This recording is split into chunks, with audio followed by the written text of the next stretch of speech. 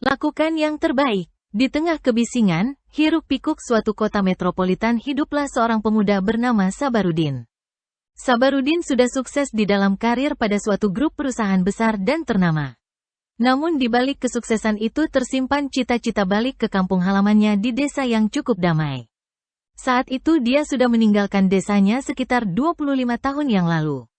Tujuannya dahulu merantau ke kota besar untuk meraih mimpi merubah hidup yang lebih layak. Karena pemuda yang bersemangat tinggi ternyata salah seorang karyawati jatuh hati dan menjadi istrinya saat ini. Karena sebagai salah satu pejabat tinggi di perusahaan itu, dia terjebak dengan kegiatan rutin yang monoton. Kadang-kadang pulang sudah larut malam dan kembali besok paginya sibuk seperti hari-hari kemarin.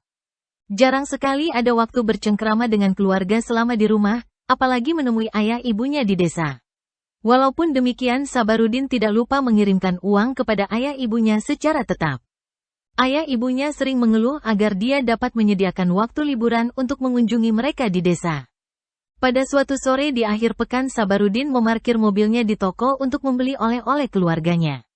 Terkejut begitu keluar toko melihat seorang gadis kecil yang meminta sedekah untuk menyambung hidupnya. Sabarudin sangat tersentuh hatinya atas kehadiran gadis kecil itu, lalu menghampirinya. Sabarudin merogoh sakunya dan mengeluarkan uang selembar 50 ribuan.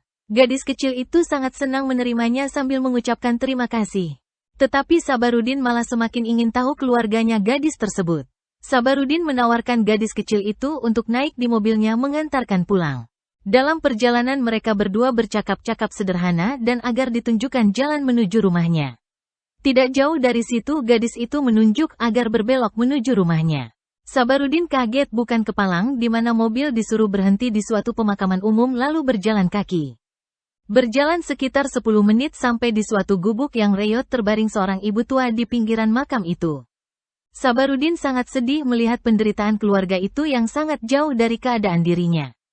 Melihat penderitaan itu tanpa dipikir langsung membuka dompetnya mengeluarkan 100 ribuan 2 lembar dan memberikan kepada gadis kecil itu. Melihat peristiwa itu pada saat jalan pulang meninggalkan gubuk itu, Sabarudin teringat akan ayah ibunya di desa dan berencana esok hari bersama keluarga kecilnya mengajak mereka menengok ayah ibunya. Apa pelajaran yang dapat dipetik dari kisah ini? Bahagiakanlah ayah ibu kita selama masih hidup, bila nanti sudah meninggal terlambat untuk mencintainya. Ayah ibu yang membuat kita lahir ke dunia dan mengadakan tubuh yang berharga ini. Tuhanlah yang mengisi jiwa sehingga kita menjadi manusia yang seutuhnya. Siapkanlah jadwal waktu khusus untuk bersama sekali-kali dengan ayah ibu, walaupun hidup di desa yang terpencil. Tidak cukup dengan pemenuhan kebutuhan materi orang tua kita. Masih diperlukan perhatian dengan cinta yang tulus sebagai penghibur hati di masa-masa tuanya. Kebanggaan orang tua. Apalagi di desa dapat dilihat bagaimana perlakuan seorang anak kepada orang tuanya, semoga bermanfaat.